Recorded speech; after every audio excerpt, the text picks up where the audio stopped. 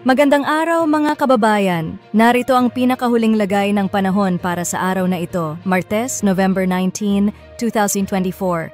Huwag kalimutan na mag-like, mag-share at mag-subscribe sa aming channel para manatiling updated sa mga balita at impormasyon at pindutin na rin ang bell icon para ma-notify kayo tuwing may bagong updates. Ngayong araw, nagdeklara na ang pag-asa ng simula ng Northeast Monsoon o amihan, kaya't asahan na natin ang unti-unting paglamig ng panahon. Ang Northeast Monsoon o amihan ay nakakaapekto sa extreme northern Luzon at ito ang dahilan kung bakit magkakaroon ng maulap na kalangitan at mga pag-ulan sa mga lugar ng Batanes. Ang shear line naman ay magdudulot ng maulap na papawirin, mga scattered rain showers at mga isolated na thunderstorms sa Babuyan Islands.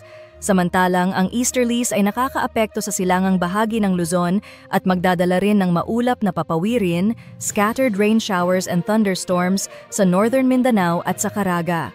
Mag-ingat ang ating mga kababayan, lalo na yung mga inuulan ng mga nakaraang araw dahil sa mga banta ng pagbaha o pagguho ng lupa. Para naman sa lagay ng panahon sa Metro Manila at sa nalalabing bahagi ng bansa, asahan ang partly cloudy to cloudy skies at may posibilidad ng localized thunderstorms. Samantalang ang bagyong mino-monitor natin sa labas ng ating Philippine Area of Responsibility, PAR, ang bagyong Manyi, na tinawag nating Pepito nung nasa loob ng PAR, ay malayo na sa ating bansa at lumabas na rin ng ating PAR. Kanina, alas 3 ng hapon, ang bagyo ay nasa may layong 870 kilometers west ng Lawag City, Ilocos Norte. Posibleng mas lumayo pa ito o matunaw sa mga susunod na araw. Para naman sa lagay ng panahon bukas, inaasahan pa rin natin ang maulap na papawirin at mga pag-ulan sa Batanes dulot ng Northeast Monsoon.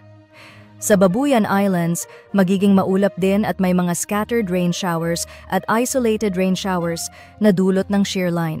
Sa Metro Manila at sa nalalabing bahagi ng bansa, patuloy ang fair weather conditions pero may mga pagkakataon ng localized thunderstorms.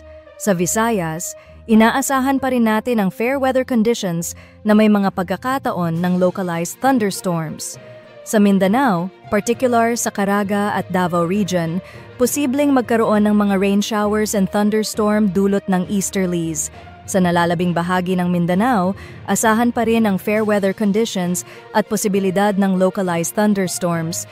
Meron pa rin tayong nakataas na gale warning sa mga lugar ng Batanes, Ilocos Norte at Babuyan Islands.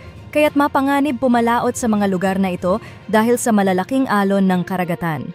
Para naman sa 3-day weather outlook ng mga pangunahing syudad sa Metro Manila, Baguio at Legazpi City, asahan ang magandang panahon sa Wednesday, Thursday and Friday na may mga pagkakataon ng localized thunderstorms. Sa hilagang bahagi ng bansa, posibleng makaapekto pa rin ang shear line o Northeast Monsoon. Sa Metro Cebu, Iloilo City at Coronadal City, asahan ang fair weather conditions sa susunod na 3 araw. Sa Metro Davao, Cagayan de Oro at Zamboanga City, asahan ang fair weather sa Wednesday, ngunit may posibilidad ng mga localized thunderstorms sa mga susunod na araw. At yan po ang ating weather update ngayong Martes. Kung nais nyo pang makakuha ng mga pinakahuling impormasyon, mag-subscribe po sa aming channel, i-like at i-share ang video na ito, at huwag kalimutan pindutin ang bell icon para laging updated sa mga pagbabago sa lagay ng panahon. Mag-ingat po tayo at manatiling safe.